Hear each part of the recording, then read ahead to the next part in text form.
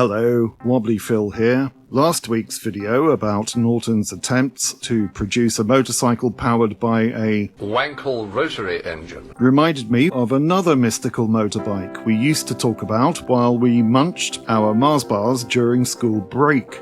The Münch Mammut, or Mammoth. We'd only seen it in grainy photos in bike mags, but back in the day when 750cc's was considered a large lump and anything above that was plonked in the newly minted superbike category, this 1200cc inline 4 monster was the stuff of legend. Being just a sprog back then, I never quite got to grips with what it was all about, and what on earth did Gerard Depardieu have to do with it? Let's find out.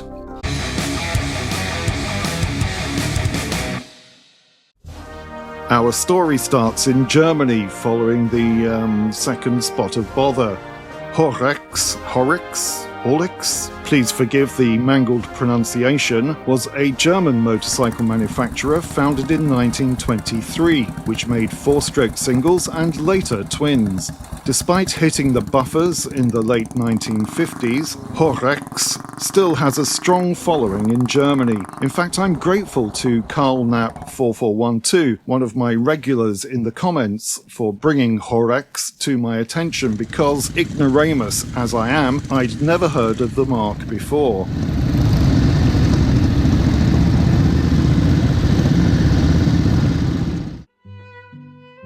Friedel Münch was an engineer hired by Horex for their race department, and he had a passion for speed. He wanted to build a machine that would go faster than any motorcycle on the planet, which in those days tended to mean bigger engines. When Horex went bust, he continued to hand-build machines for racers, and in 1966 put a 1000cc NSU engine in a frame based on the famous Norton Featherbed, and followed that up a couple of years later with a 1200cc NSU engine in a frame of his own devising. I remember this penchant for putting car engines into motorcycle frames was a bit of a thing in the late 1960s and early 1970s. I had a slightly older friend, called Phil of course, who had squeezed a Hillman Imp engine into a Royal Enfield frame to construct what he called an Impfield. Consequently, he became the talk of our very small seaside town, and eventually took it on a successful tour to the Canadian Rockies, if memory serves. The monster Münch produced 88 horsepower and so much torque it kept distorting the spokes on the rear wheel. So Münch developed a much stronger cast magnesium wheel to cope with the strain.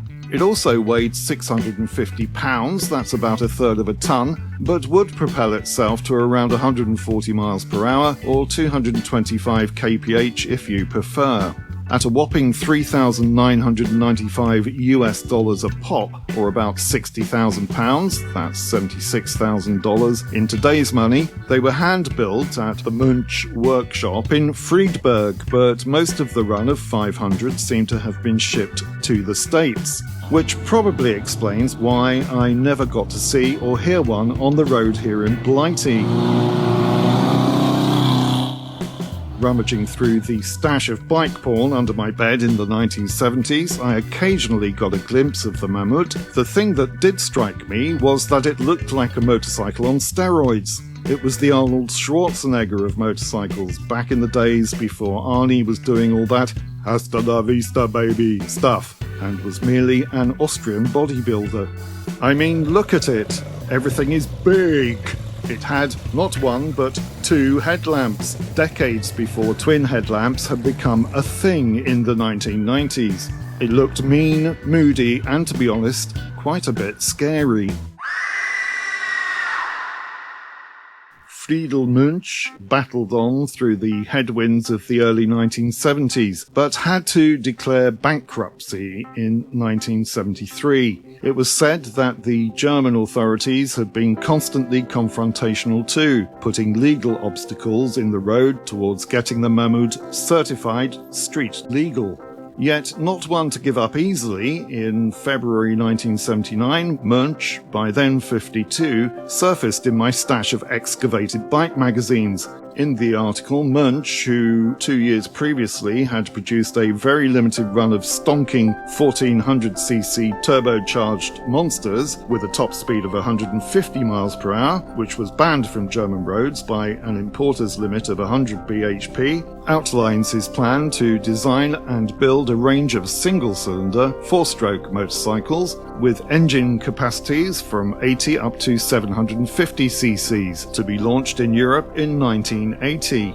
He'd even acquired the famous Horex name in 1976 and was hoping to revive it with these new machines. Sadly, Herr Münch's story seems to end there. But wait! Like Hesketh, which I covered in a previous video, in the intervening 40 years, Horex has undergone almost as many regenerations as Norton and Doctor Who. There were some stirrings of a proper new beginning in the 2010s, and after a few false starts, Horex is back in production with 160 horsepower 1200cc V6. That's 2 more cylinders than the Norton V4 SV, for a couple of grand less than the Norton. Wunderbar! But there has been no such reincarnation for the Mammuth, apart from a few tribute machines. They're very much a collector's item these days, with the few that come onto the market fetching 6 figures. Oh, and what the Sam Hill does Gérard Depardieu have to do with it? Well, he starred in an obscure French film in 2010 called Mammuth. In it, he's typecast as a fat, grumpy old git who's lost his way in life but finds redemption and his inner poet, touring the country on his magnificent machine. We've all been there. I hope you enjoyed this video. If you did, then please consider liking, subscribing, commenting, and sharing to let YouTube know we're doing something right here at 3 Phils. Thank you.